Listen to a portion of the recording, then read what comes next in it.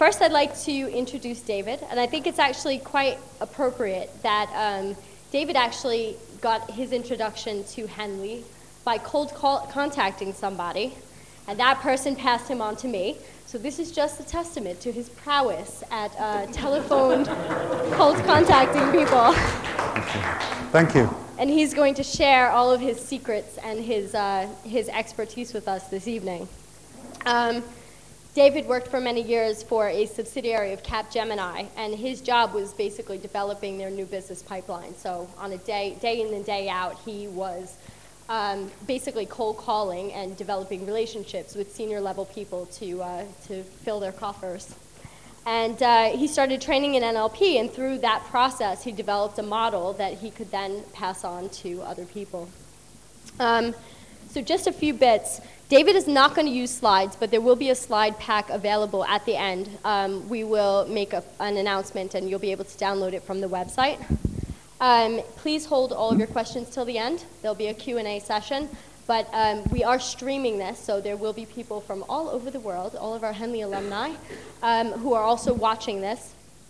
So keep in mind that this is in the public domain, so Chatham House rules do not apply. If you come up and you announce anything that you don't want known publicly, it is in the public domain. Anybody who doesn't want to pop up on video, again, keep in mind it's being streamed.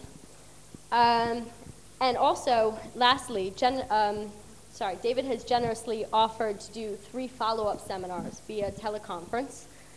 He can give you more information about this, but it will be once a month. So if after this workshop you kind of take out some of these processes into the world and you have any challenges, he's then available in October, November, and December to give you some coaching.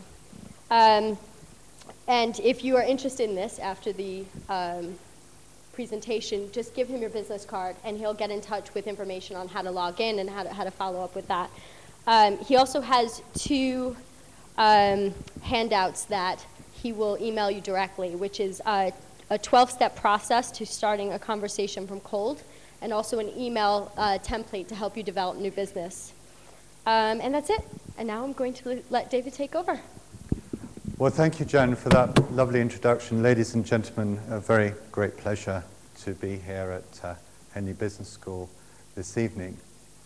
My presentation, making every call count and starting conversations from cold, is, as Jan sort of intimated, is based on 20 years, and I always take a deep breath when I say that, of experience of actually doing this and latterly training and coaching people how to do it.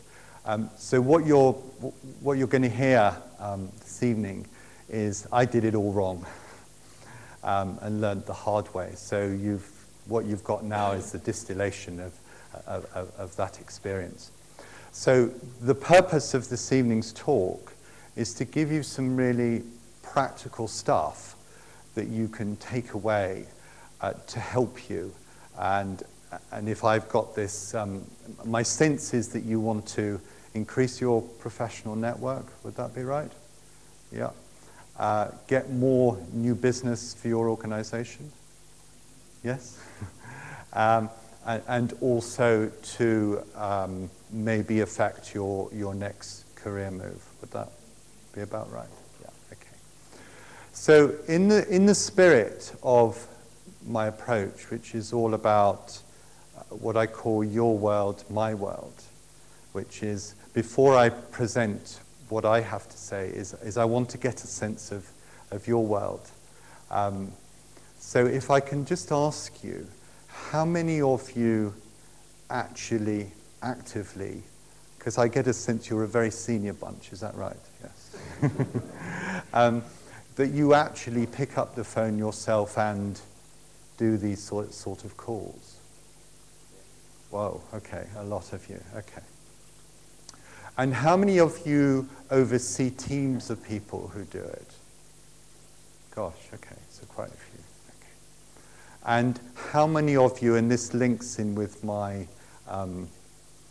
my passion, if you like, about using the phone as a business tool rather than an ad hoc communication device. How many of you have to get really critical outcomes by using the phone? Gosh, okay. So does that mean you run a lot of conference calls and telephone meetings and things like that? Yeah, okay. Thank you. That's very helpful. What I believe is the core, if you like, of success with the phone is all around comfort. And I don't know if you'll agree with that. Is how comfortable we are with it. So I just want to get a sense, because this will, and you'll see how this kind of weaves together, is if we say that 0 is zero comfort and 10 is complete confidence, if I just run through and say 0, I guess there's nobody who's at 0. 1, just a show of hands as you hear your temperature level. 1, 2, 3. Okay, thank you. 4, 5, 6. Gosh, okay. 7, 8, 9, and there's always got to be a 10. So where are they? Where are you? Okay, great. Okay, thank you. So in the spirit of this being a workshop, what I'd like to do, and this will kind of calibrate the stuff I'm going to give you, is I want you to think of some calls or a call that you have to make or want to make, and give yourself a temperature reading between 0 and 10. And you don't have to tell me what that is, just write it down, okay? It's the sort of call that goes something like this, where you walk towards the phone and you pick it up and you're just about to dial and you go, I think I'll look at that spreadsheet. I've really got to check it. Okay, it's that sort of call. Can you just raise your hands when you've got that call in mind? So I have got a sense that you're with me. Yeah, okay, lovely. And give yourself a score for that. So I guess the good old coaching question is what stops you making these calls? And I would say that you don't want to sound like this, which is, and I'm sure you get calls like this. Hello, is that Mr. It's Festenstein, actually. I'm Jim on the board from the We Do Not Listen Corporation. Have you got a moment? Well, actually, Jim, I haven't. Well, I'd just like to tell you about the great products and services we have for global organizations like yourself. Well, Jim, I'm not a global service. Well, that's great. Let me just carry on and tell you about... Is that familiar?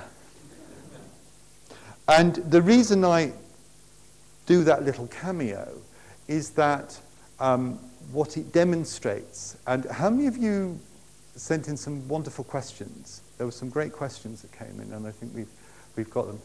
How many of you, before the presentation, I asked to send in some questions. Did any of you in the room? Oh, that's interesting. Okay. Well, a lot of the questions that came to me, so I could get a sense of what you wanted to hear about, was a lot about the annoyance factor, about how when you made a call that you would in some way feel that you were annoying the person you were calling. How many of you feel like that? Yeah. Okay. And the reason I do that call is that it reminds me of a coaching project that I had when I was working with an ex-IT director of an investment bank. And what she said to me was, I can't do this cold calling because I don't want to be one of them. I don't, because I remember when I was doing the job, how annoying it was when people would call me, just like that, if you like.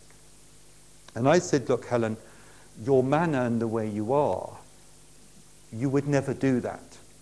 But in some way, what's interesting about this process is that people, when they make, for want of a better word, cold calls, or let's say conversations from cold, they feel that they're going to adopt the identity of a cold caller. Yeah? So they're going to be this annoying individual. And also to do that behavior. So in the spirit of what I'm going to give you is that this is completely the opposite. It's about starting conversations from cold. And interestingly, that term, starting conversations from cold, did not come from me. It came from one of my clients who was a top 50 accountancy firm, and I was working with the marketing director. And she said, what I love about your stuff, David, is that it provides a legitimate process whereby you can start a conversation from cold. So if any of you have a cold calling hat or feel that you wear it, are there any of you feel that you're going to wear a cold calling hat? Then just throw it away. Okay. The second reason that I feel that stops you, or one making these type of calls, is that you feel like this, or you're frightened that you'll feel like this. And I'm going to sort of ape my own company. It goes something like this. Hello, it's David Festenstein here. I'm calling from Teleopen Limited. Could I speak to Mr. Sales Director, please?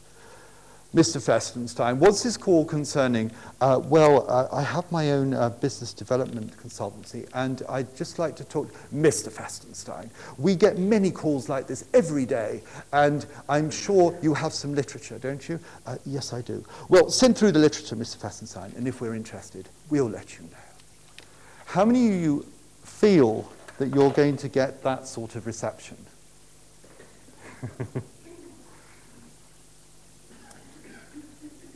So at this point, you're saying, come on, David, get on with it, yeah? What is the better way of doing this? Well, what I discovered, and none of the sort of surface stuff that I'm going to tell you is new, because it's all based around customer excellence, which is understanding your customer, stepping into your customer's shoes, yes, all the good sort of marketing, sales and marketing stuff.